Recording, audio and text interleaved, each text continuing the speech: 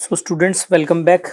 In this video, we are going to discuss rotation pathfinder. Check your understanding question number 8. This is a very interesting and good problem.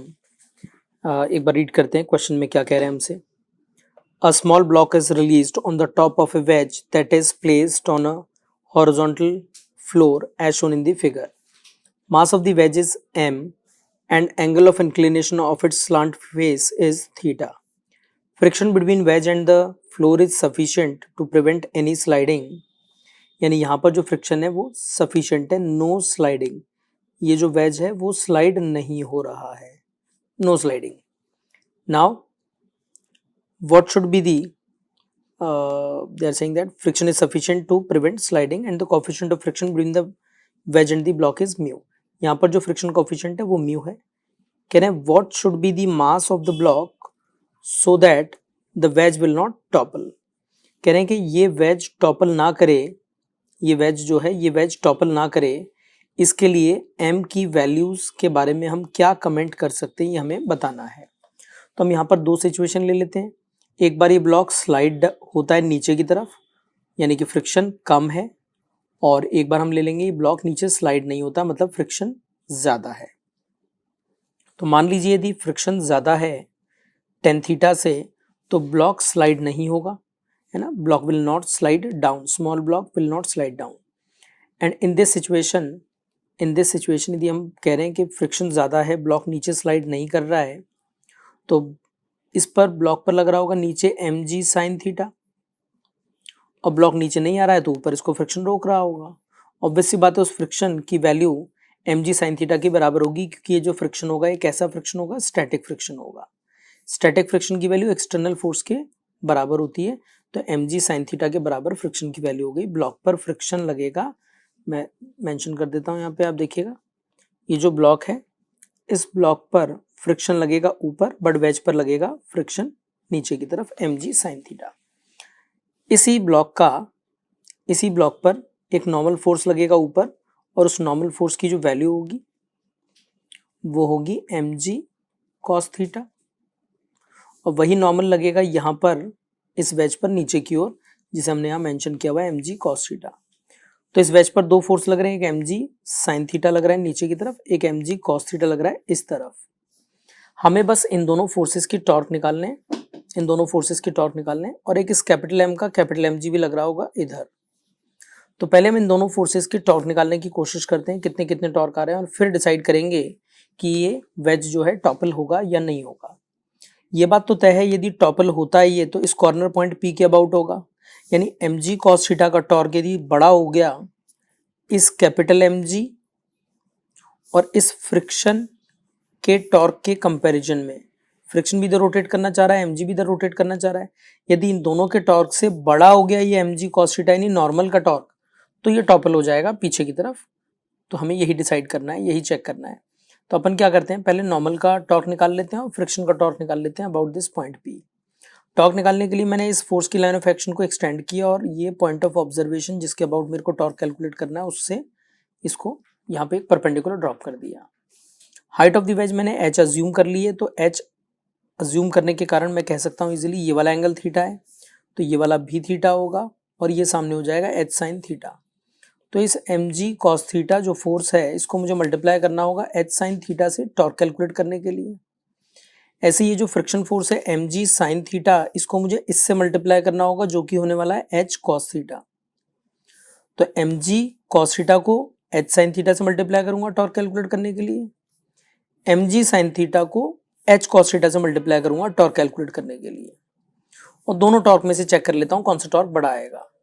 तो पहले मैं normal का torque देखता हूँ, तो M G cos theta into H sine theta. अब मैं friction का टॉर्क चेक करता हूँ, फ्रिक्शन का टॉर्क होगा M G sine theta into H cos theta, और ये टॉर्क तो जीरो ही आ गए, क्योंकि ये वाला और ये वाले टॉर्क, फ्रिक्शन का और नॉर्मल का टॉर्क आपस में ही कैंसिल कर रहे हैं. तो ये कैपिटल एम जी का टॉर्क क्या करेगा, इसको बैठा के रखेगा, ओ पॉइंट के अबाउट पी पॉइंट के अबाउट रोटेट नहीं होने देगा.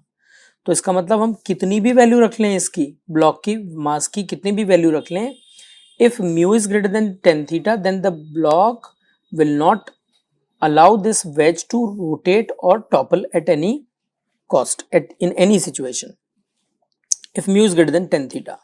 So case 1 is resolved, which is saying that torque about point P is 0 for any value of m, है ना।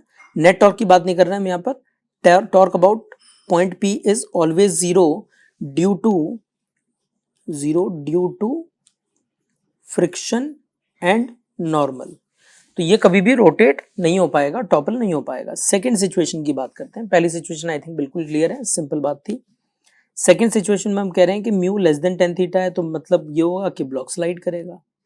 ब्लॉक स्लाइड करेगा तो बिल्कुल पहले की तरह यहाँ पर एक तो नॉर्मल फोर्स लगेगा, उस नॉर्मल फोर्स की वैल्यू वही होगी, mg cos थीटा ही होगी नॉर्मल फोर्स की वैल्यू।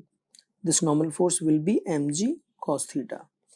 और यहाँ पर अब की बार एक फ्रिक्शन लगेगा, क्योंकि ब्लॉक नीचे स्लाइड कर रहा है वेलोसिटी से, तो ब्लॉक पे फ्रिक्शन लग गया ऊपर और वेज पे लगेगा नीचे की तरफ। इस फ्रिक्शन की वैल्यू कितनी होगी, फुल वैल्यू हो गई होगी, लिमिटिंग वैल्यू को अचीव कर लिया होगा इसने। लिमिटिंग वैल्यू होती है म्यू एन यानी म्यू mg cos थीटा। तो this friction is nothing but mu mg cos theta. और ये कैपिटल M जो है उसका भी हमें टॉर्क कैलकुलेट करना है, क्योंकि एक इस तरीके से ट्रायंगुलर शेप का वेज दिया हुआ है। इसका जो सेंटर ऑफ मास होता है वो बेस से यानी कि इस h वाली लेंथ से l/3 पर होता है। तो इस mg का टॉर्क तो इजीली देख सकते हैं अपन, mg into l/3 which will B A sort of anti-clockwise torque. This friction will also create an anti-clockwise torque and this normal will create a clockwise torque. तो हम देख लेते हैं, यदि ये वाला टॉर्क ज्यादा हुआ तो टॉपल हो जाएगा, और यदि इन दोनों टॉर्क का जोड़, इन दोनों एंटी क्लॉकवाइज वालों का जोड़ इस क्लॉकवाइज वाले से ज्यादा हुआ तो ये सेफ रहेगा।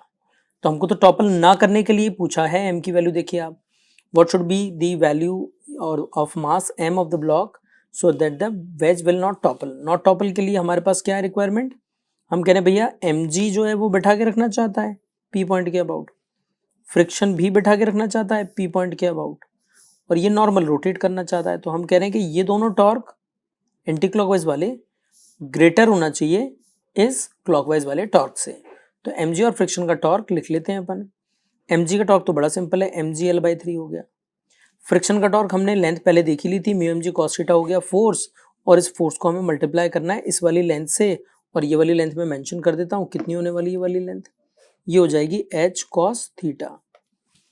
तो ये लिख दिया हमने, देखिए टॉर्क फ्रिक्शन का, mu mg cos theta friction force है, इंटू h cos थीटा से मल्टीप्लाई किया फ्रिक्शन का टॉर्क, ये mg कैपिटल mg का टॉर्क यानी वेट ऑफ द वेज का टॉर्क है ये।